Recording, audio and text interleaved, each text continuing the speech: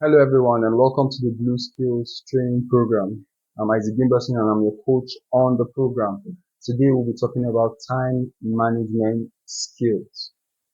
Do you know that time lost can never be gained again?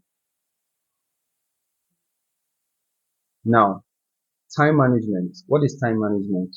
One, time management is the process of planning and exercising conscious control over the time that you spend on specific activities. I'll take that again. Time management is the conscious planning and exercising of control of the time spent on activities. It is organizing your time intelligently so that you can use it more effectively. It is said that time is scarce. Nobody has more than 24 hours a day. And because time is scarce, it is important that you manage it and use it intelligently so that it can be used effectively. And also because when time is lost, it can never be regained again. Now, what is the importance of time management? Number one, time management reduces your stress level. Number two, time management um, gives you more time, right, to do other things that you're interested in. If you're able to manage your time and your tasks, then you're able to free up time to be able to pursue other things that are of interest and importance to you. Next is greater productivity, right? Someone who has time management skills is always very productive because they are always trying to make the best use of their time. Time managers are also very effective people. And then they procrastinate lesser. What's procrastination? Procrastination is always saying I will do, but you never get to do, right? Even though you have the opportunity to do it now. So time managers, they procrastinate less. And then finally, time managers are people who have learned to handle distractions. All right. Now, I'd like to teach you something called the 4Ds of time management or prioritization. These 4Ds include 1, delete, 2, delegate, 3, defer, and 4, do.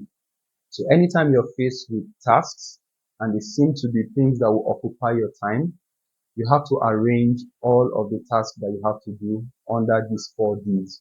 Now the first is what? Delete. What do you delete? It means removing unnecessary tasks. So you write a list of the tasks that you have to do, and then the first one is you look for all the unnecessary tasks from your schedule and remove them. The second D is what? Delegate. Now there are certain tasks that you have to do on your list of tasks that are very important, but you don't have to do it yourself. Someone else can do it for you and you will still have the same result.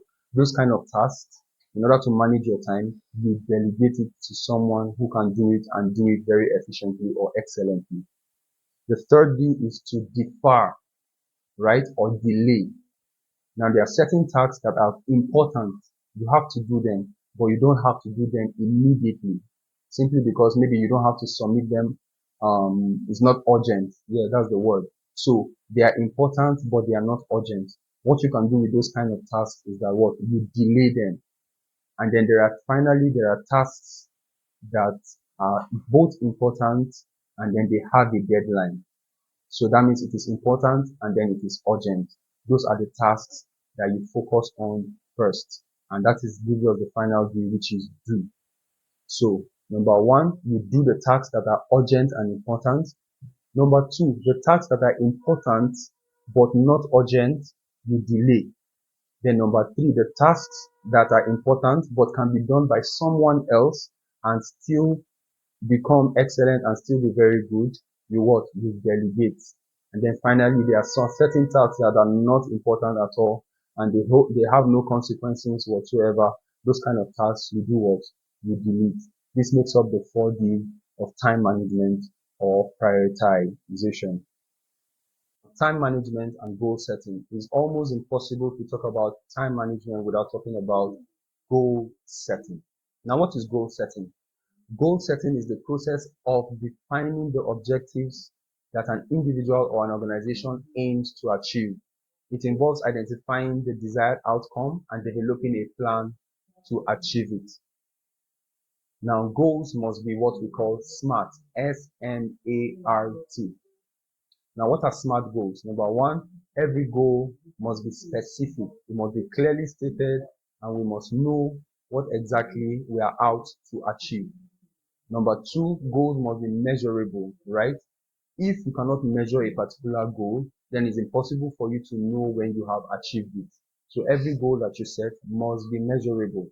Number three is that goal must be achievable. You set goals that can be done. You take an audit, or you try to check the resources that you have and all of that, and make sure that the goal that you are setting is something that you can achieve.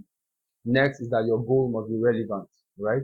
You don't pursue goals that do not have any relevance either to your work, to your business, to your life, right?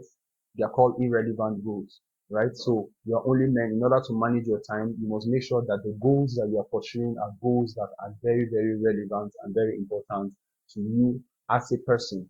And then finally, goal must be timely. What does it mean? It means that there must be a time tag. Do you want to finish this goal in 1 month, in 2 months, in 3 weeks, in 2 hours? In what time are you supposed to complete that particular task? It is important that you attach time to every goal. So every goal that you have must be specific, measurable, achievable, relevant, and then it must be timely. Now, what is the importance of setting SMART goals? I'll give you four. Number one, SMART goals set you up for success. If you want to succeed, then your goals, you must set goals, and then those goals must be SMART. Secondly, SMART goals give you a sense of direction. There's something you're pursuing. There's something that you're going after, and you know exactly what it is. So setting SMART goals gives you that edge. Number three, SMART goals helps you to save time and what? Use time efficiently. So you're able to save time and you're able to use time efficiently, make the best use of your time. Finally, goal setting makes you an effective person, right? So you're able to get things done and be effective. Now, what are the tips for time management? Tips for time management. Number one, set SMART goals. We've spoken about that already. Number two, prioritize wisely. We already talked about the 4 Ds, right? The first one is you do the things that are urgent and important. Number two, you delay the things that are important but not urgent. Number three, you delegate the things that are important but not, those doesn't have to be done by you.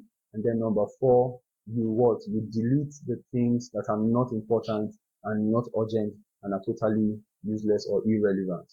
Okay, so that's prioritizing wisely. Then next, set a time limit for all your tasks. This works very well. If you set yourself